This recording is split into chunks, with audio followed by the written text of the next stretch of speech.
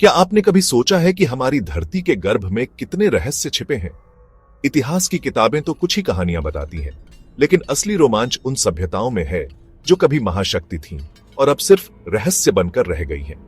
आज हम आपको लेकर चलेंगे उन नगरियों की खोज पर जिनका नाम कभी दुनिया की जुबां पर था, अब वे सिर्फ मिथक और किंवदंती बन चुकी हैं। इस वीडियो में हम जानेंगे, क्या अटलांटिस सच में समुद्र में डूबा था? क्या एल डोराडो वाकई सोने का शहर था? और क्या भगवान कृष्ण की द्वारका आज भी समुद्र के नीचे छिपी है? यह सफर सिर्फ जानकारी नहीं देगा, बल्कि आपको सोचने पर मजबूर करेगा। क्या हमारी कल्पनाओं के पीछे कोई सच्चाई छुपी है? तो तैयार हो जाइए, क्योंकि हम समय की परतों को हटाकर इतिहास के सबसे बड़े रहस्यों की खोज में निकलने वाले हैं। चलिए शुरू करते हैं दुनिया की सबसे रहस्यमयी खोई हुई नगरियों की यात्रा। खोई हुई सभ्यताओं की बात हो और अटलांटिस का नाम ना आए, ऐसा हो ही नहीं सकता। प्लेटो ने करीब 2400 साल पहले अटलांटिस का जिक्र किया, एक ऐसी सभ्यता जो तकनीक, धन और शक्ति में सबसे आगे थी, लेकिन एक ही रात में समुद्र में समा गई। प्लेटो के अनुसार अटलांटिस के लोग आधे इंसान आधे देवता थे। उनकी राजधानी सोने चांदी से सजी थी और शहर गोलाकार नहरों से घिरा था, लेकिन शक्ति और लालच ने उन्हें भ्रष्ट कर दिया। देवताओं के क्रोध से एक रात में अटलांटिस समुद्र में डूब गया। क्या यह सच था या सिर्फ एक नैतिक कहानी? कई विशेषज्ञ मानते हैं कि प्लेटो ने अटलांटिस को एक चेतावनी के रूप में गढ़ा था कि कैसे अहंकार किसी भी सभ्यता को मिटा सकता है।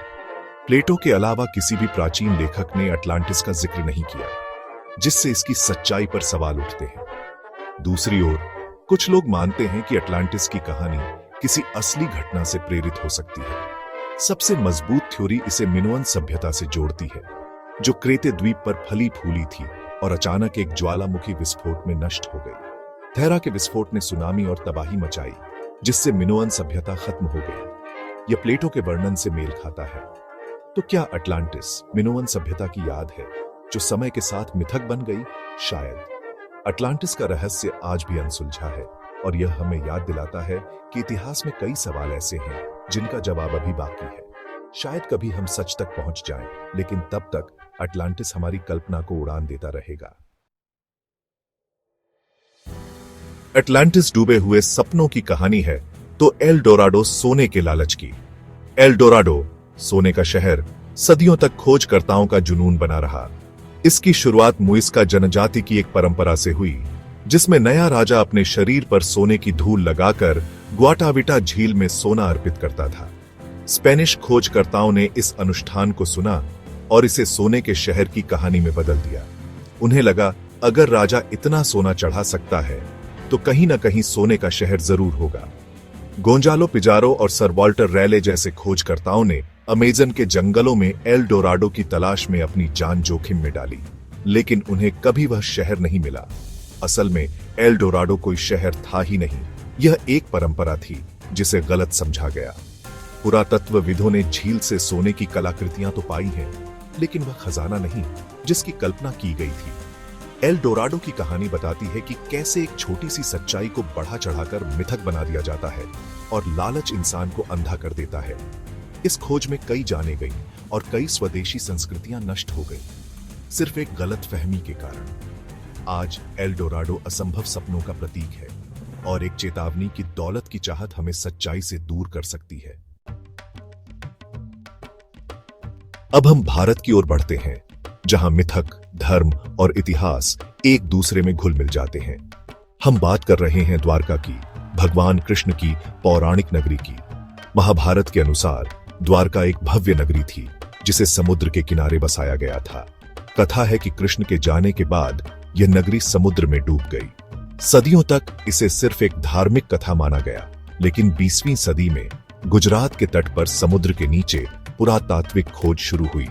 डॉ.एस.आर. राव की टीम को समुद्र में एक प्राचीन शहर के अवशेष मिले, पत्थर की दीवारें, बंदरगाह और कई कलाकृतियां। कार्बन डेटिंग से पता चला कि ये अवशेष करीब 3500 साल पुराने हैं, महाभारत काल के आसपास। क्या यह सचमुच कृष्ण की द्वारका है? कुछ विशेषज्ञ मानते हैं, कुछ नहीं। बहस आज भी जारी है। कुछ इतिहासकार कहते हैं कि ये अवशेष किसी प्राचीन बंदरगाह के हो सकते हैं, लेकिन इसे सीधे महाभारत से जोड़ना जल्दबाजी होगी। फिर भी यह खोज एक बड़ा सवाल उठाती है, क्या हमारी पौराणिक कथाओं में ऐतिहासिक सच्चाई छुपी हो सकती है? शायद हमारे पूर्वजों ने कहानियों के रूप में इतिहास को सहेज कर रखा था। चाहे यह कृष्ण की द्वारका हो या न हो, यह खोज हमें अपनी कथाओं को नए नजरिए से देखने पर मजबूर करती है। द्वारका का रहस्य बताता है कि भारत का इतिहास हमारी सोच से कहीं गहरा है और हर नई खोज हमें सच्चाई के करीब ले जाती है। अब हम चलते हैं मध्य पूर्व के रेगिस्तान में, जहां एक पूरी सभ्यता चट्टानों के भीतर छिपी थी। पेत्रा, जॉर्डन का गुलाबी शहर। पेत्रा को नब्बातियन लोगों ने बसाया था, जो व्यापार में माहिर थे। यह शहर व्यापार मार्गों के चौराहे पर था, जिससे नबातियन अमीर और शक्तिशाली बन गए। पेत्रा की सबसे खास बात इसकी वास्तुकला है। यहां की इमारतें चट्टानों को तराशकर बनाई गई हैं। अल खजने यानी द ट्रेजरी इसका सबसे प्रसिद्ध उदाहरण है। समय के साथ व्यापार के रास्ते बदल गए और भूकंपों ने शहर को नुकसान पहुंचाया। लोग पेत्रा को छोड़ गए और यह शहर सदियों तक खोया रहा। 1812 में स्विस खोजकर्ता जोहान लुडविग बर्कहार्ट ने पेत्रा को फिर से खोजा। उनकी खोज ने पेत्रा को दुनिया के सामने ला दिया। पेत्रा की कहानी बताती है कि खोई हुई नगरी का मतलब हमेशा नष्ट होना नहीं होता, कभी कभी वे बस भुला दी जाती हैं। यह हमें उम्मीद देती है कि शायद अटलांटिस या द्वारका जैसी नगरियां भी कहीं छिपी हों। पेत्रा दिखाता है कि इंसान क्या कुछ बना सकता है और समय कैसे इन रचनाओं को छुपा सकता है। यह जगह हमें याद दिलाती है कि दुनिया में अभी भी कई रहस्य बाकी हैं। आज हमने अटलांटिस के डूबे सपनों, एल डोराडो के लालच, द्वारका की आस्था और पेत्रा की हकीकत का सफर तय किया। ये कहानियां बताती हैं कि हमारा अतीत रहस्यों से भरा है, कुछ मिथक, कुछ सच्चाई। खोई हुई नगरियों की खोज सिर्फ खंडहरों की तलाश नहीं, बल्कि अपने इतिहास और जड़ों को समझने की कोशिश है। अटलांटिस, एल डोराडो, द्वारका शायद हमें कभी न मिले, लेकिन इनकी खोज का सफर ही असली खजाना है। ये रहस्य हमें याद दिलाते हैं कि जानने और खोजने के लिए अभी बहुत कुछ बाकी है। अगर आपको ये वीडियो पसंद आया हो तो लाइक करें, शेयर करें और चैनल को सब्सक्राइब करना न भूलें। नई कहानियों के साथ फिर मिलेंगे। धन्यवाद।